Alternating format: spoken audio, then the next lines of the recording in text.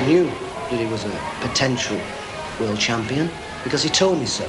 You know, a lot of people thought he was egoistic, bombastic, and big-headed. But this is Alex Higgins. He wanted to call himself Alexander the Great. He fought to come up with something better than that. And he said, well, that's who I feel like. I feel like Alexander the Great. So when I saw this whirlwind play and everything, the way he plays, some the likes I've never seen before, I said to him, I've got the name for you. We're going to call you Alex Hurricane Higgins. Well, what does hurricane mean? It just means tornado, like, or what have you. But I mean, Alexander the Great was a person in history, and I wanted to be sort of remembered, you know, because there's no doubt about it, I'm the greatest at present, and probably for as long as I want to be. So that's probably why I want to be Alexander the Great.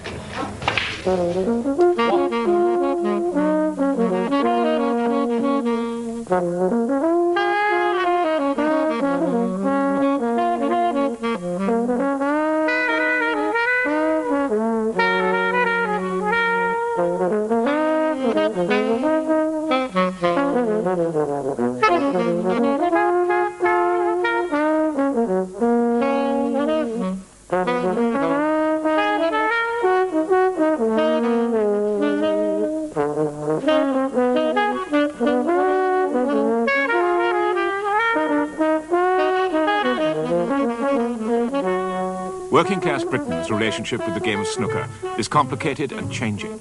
Not so much a game, it used to be, more a way of ruining your life. In my youth in this snooker world, we'd Mitch play truant from school. To play snooker was the sign of a misspent youth. Snooker was a game on the dole. That it's suddenly different, that it's a prospering working-class sport, is due more than anything else to the dazzling performances over the past couple of years of the new world champion, Alexander Hurricane Higgins.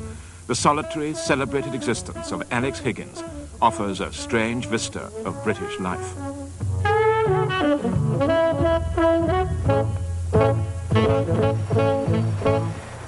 Alex Higgins plays snooker most nights.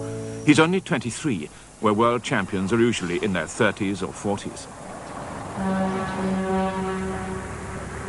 He was playing one night at that mock Palladian palace on the banks of the Mersey, Wallasey Town Hall.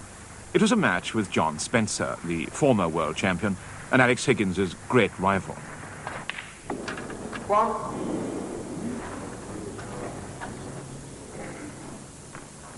In this grand setting, the game had an old-fashioned look, a timeless sporting quality.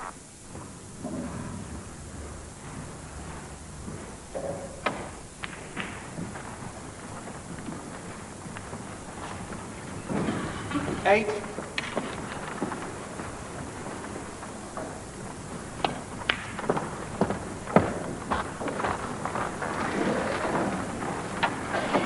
Nine.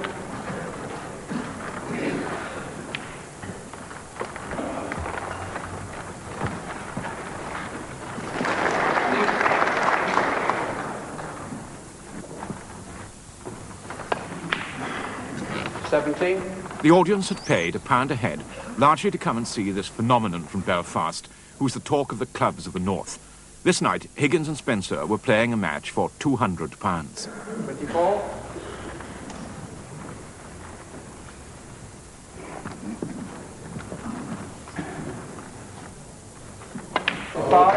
In industrial Britain, there are perhaps 500,000 snooker fans, who between them offer a rich living to a snooker champion.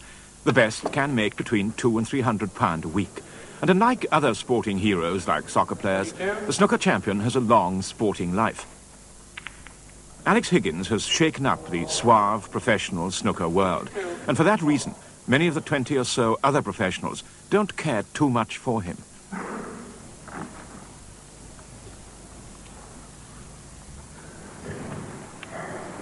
Settle down, please, gentlemen. The workers' chess, snooker is often called, rather patronizingly, since workers can also play chess.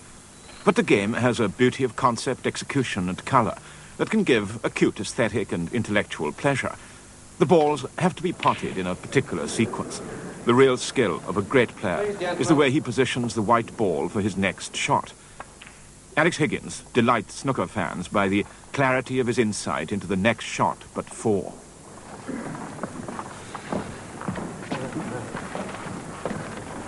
John Spencer belongs more to the older, more staid school of snooker champions.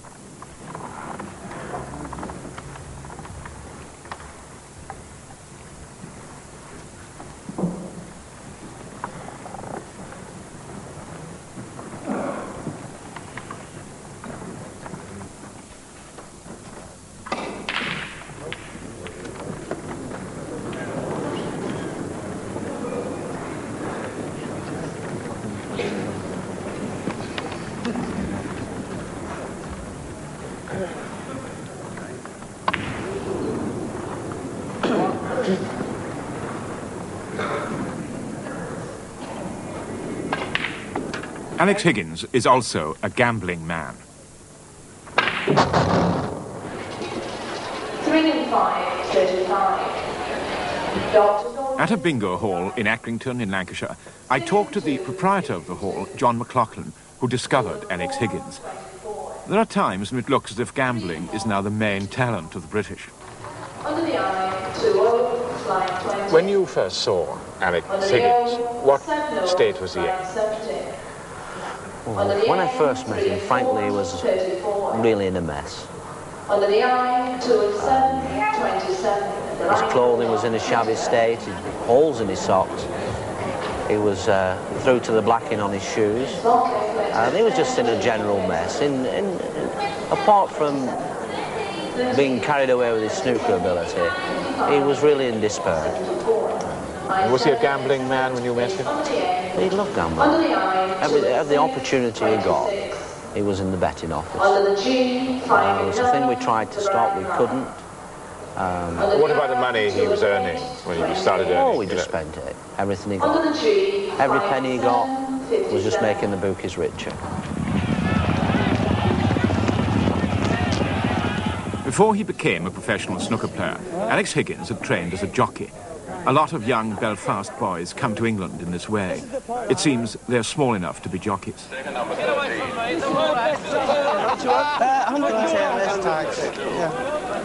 Good game. Yeah, good game.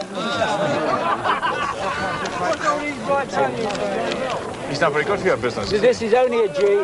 He works it back in a minute. Yeah.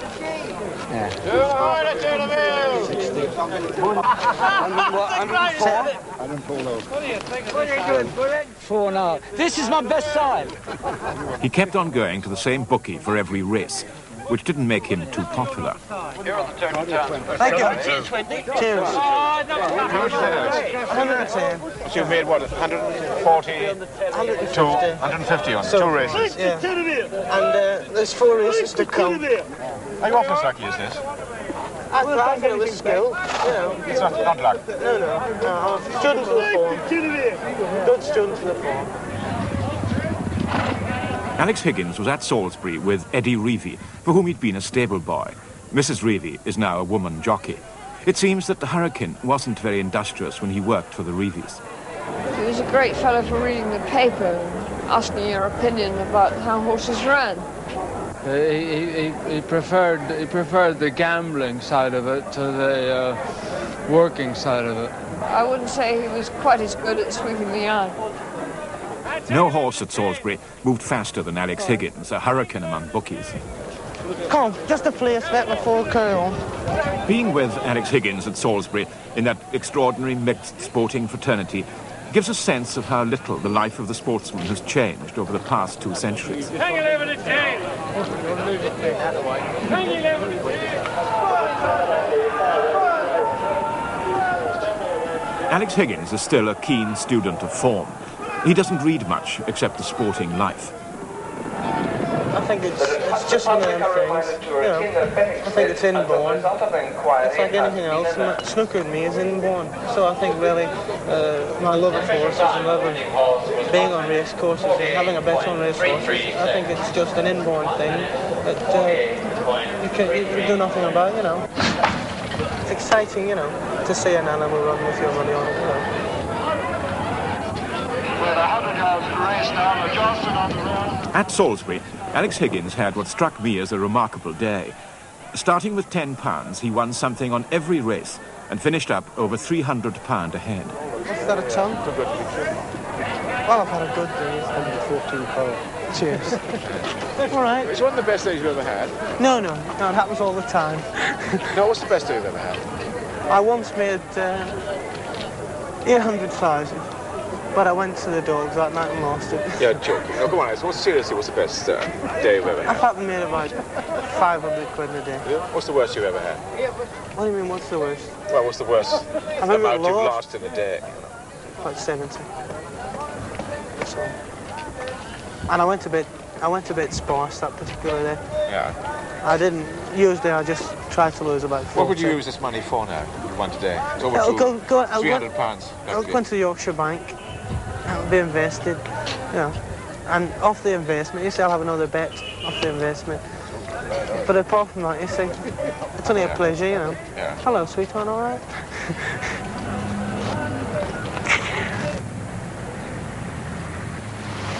John McLaughlin, the bingo proprietor, had other memories of the sporting hero. The two men are not on very good terms these days. Most of the money he was receiving went on horses, and if he won on the horses, perhaps he spent a bit more on drink. He had just the three vices: gambling, drinking, and women. Bloody Mary. And a pint of lager. Where is he going? A pint of lager. Alex Higgins often goes to a pub in Blackburn, opposite a dance hall managed by a friend, Alan Birdsall. Just prior to him winning the World Snooker Championship, he'd come in to me and he'd say, "Lend's a quid. Lend's a quid, Alan, will you?" I'd say, "Sure, I'll lend you a quid." And then he'd do this the following week. "Lend us another quid, will you?" I said, "Yeah." Anyway, this would get up to about 8, you know. And then suddenly he'd have a win. He says, "There's the 8 quid I owe you." You know, this is Alex. Alex all over, you know. Can you imagine sort of living in Belfast and having £5 a week to spend, and then suddenly you come over to the British Isles, this wonderful land of opportunity, and suddenly you find yourself you're earning a really good wage a week. You're bound to go a bit reckless at first, and it's bound to be a phase. It can't last all the time, you know. There was a very good American film called The Hustler, which was about American pool, which is rather like snooker. Paul Newman makes this very fine speech about what it's like playing pool, that you feel that you are in charge of everything, that everything is going your way. He compared it with being a jockey, and that you have a sense that you're going towards a goal perfectly. I mean, do you have that feeling? Well, I mean, you see... When you're actually playing, I mean. Well, you could say, take for instance Lester Piggott. If he's sitting on a hot field for the Derby, and he's sitting there 2 furlongs out, and he's just sitting there, just waiting, you know, and he's got 2 stone in hand, you know, he just lets it go, and he knows it's going to win. That's the real thrill. Whereas at snooker, it's just the same. If I was to play you know, well, you'd just have no chance. I'd just be sitting there waiting to pounce. The time we did interfere in the game I was playing, you missed 2 shots in a row. Remember? Well, I mean, at 4 o'clock in the morning, you're bound to expect that sort of thing, you know. But it's a great... No, I agree, of course. It's a great feeling to sit there and have a stone in hand, and just win by half a length. Another bloke thinks, well, I only got beat. So he comes along the next time and thinks, I'll beat him, I was unlucky. But he wasn't unlucky. Do you feel this very strongly each frame you play? Well, do you have this feeling as the game comes to its end? Well, obviously, every game's not the same, but at the same time, there's frames when you know, you can see a break form in your mind. You know, after the first 2 or 3 shots, you can visualise what you could do.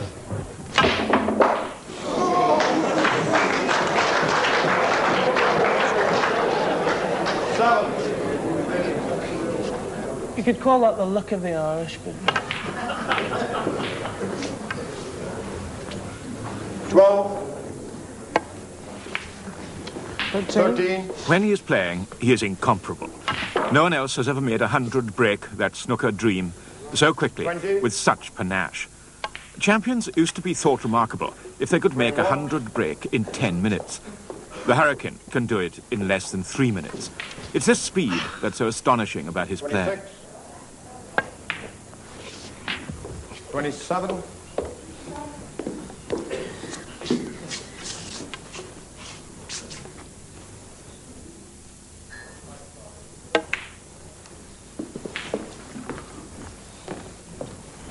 $34. 35.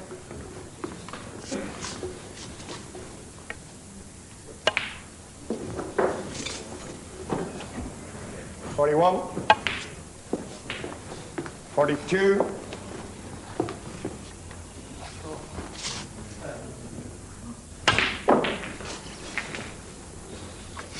49.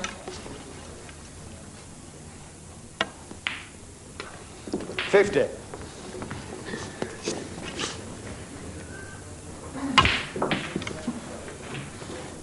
57.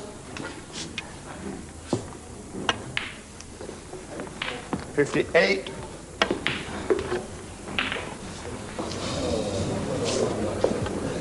64.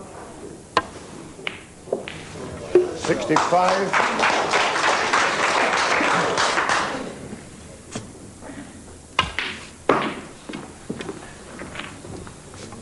71.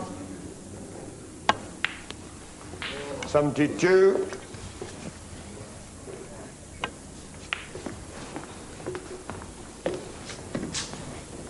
77.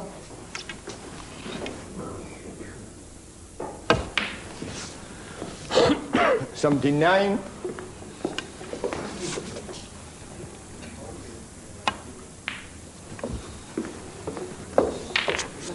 82.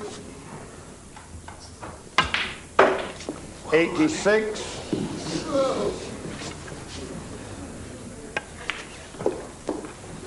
91.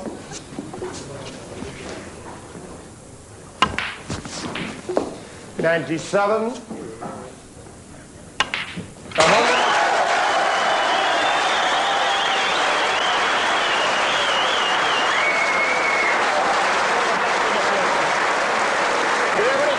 Please. No, I don't think they did, Alex. Did anybody time that? 20 minutes. More like it. Did anybody time that break by any chance? Pardon? 2 minutes 55 seconds.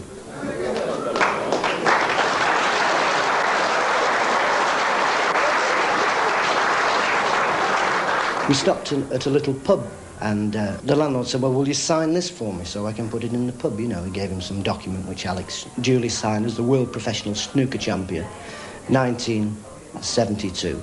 And he said, if you like, he said, I'll put 1973, 1974, 1975 and 1976. This is Alec Higgins. You know, this is him.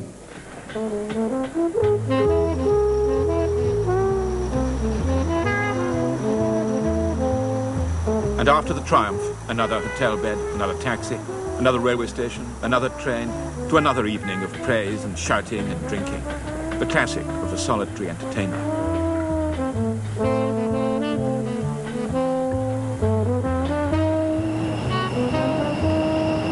It does get a bit lonely. It's very glamorous when you're playing in front of 300 or 400 people, but it's when the exhibition's over and you go back to your hotel room and you sit there and have a couple of drinks, and it's usually alone. You sit there, you know, and you get up the next day and then you start travelling to the next place, you know. And sometimes you feel just like a sort of freight travelling on the circuit.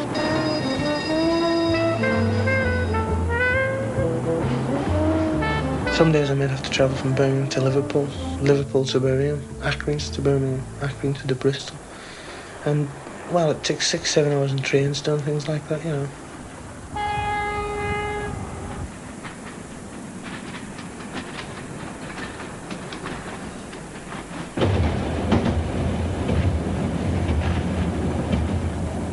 There are moralists in the snooker world who believe that the Hurricane's uproarious lifestyle will undo him. And there are other skeptics who think that he's just too good to be true for very long and would burn himself out. But for Alex Higgins, if all goes well, this odyssey, this lonely pursuit of the big break, the fat purse, could go on very profitably into the next century.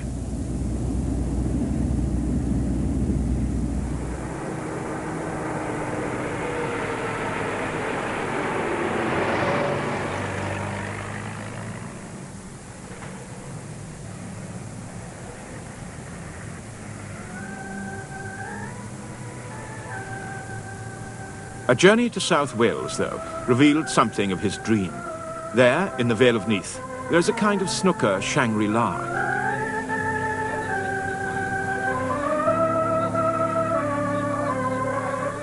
Dan Tobin's house. Mr. Tobin is another bingo king.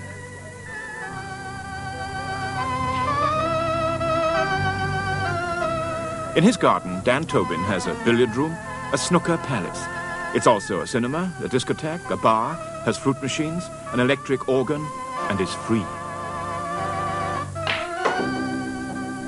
For people whose ambition in life is to have a place where the snooker, the beer, the chicken and chips are always free, this is paradise.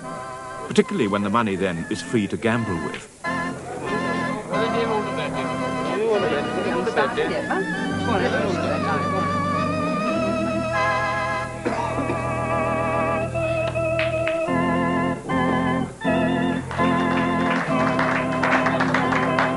Many of the celebrated snooker players go there to stay and rest, or on this occasion to play a critical match. Alex Higgins was playing John Spencer yet again. It's a rivalry that will go on for decades.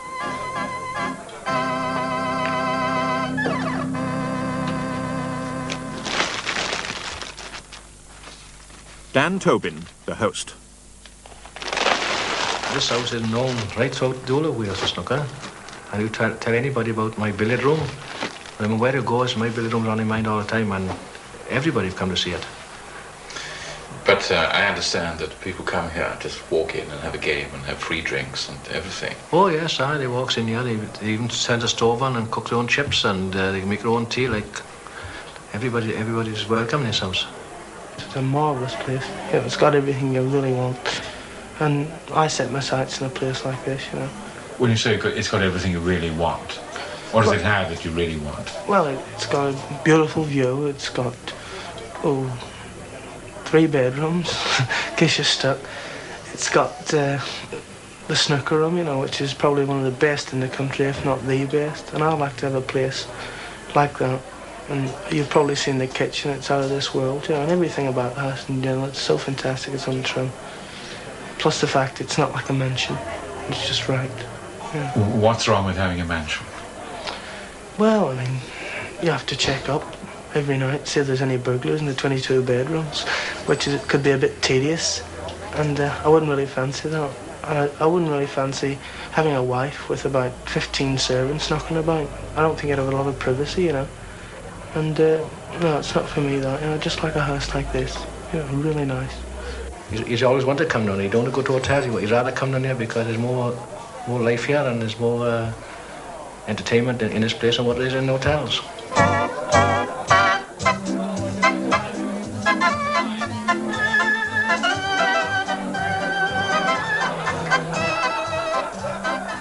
Celebrity so young hasn't been too easy for Alex Higgins. To come from nothing to success and money has problems as difficult, though not as uncomfortable, as the miseries of failure. But to be with him is to be with a fanatic, a man passionate about a game, a fanatic for perfection and excitement.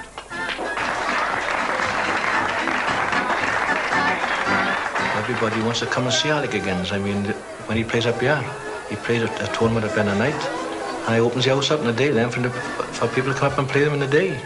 He even come out to his bedroom in his pajamas and played along. And there isn't many snooker players who would do that these days.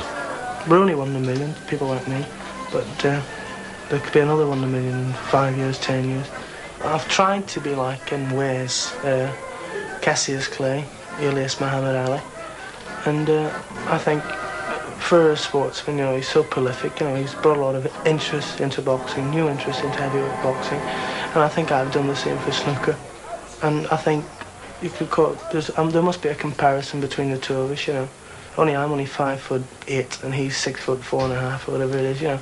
But I think Cassius Clay is probably the one. What are you doing now? To give me a kiss? No, okay. No. I thought you went proud. Not proud. Go on, then, give me a kiss. No. You're chicken. I know I am. But I thought you went proud. I like it. I like it. I don't. What do you mean you do? 17, never even touched. I do not. Just turn around now. No, I'm not. Why not? Linda!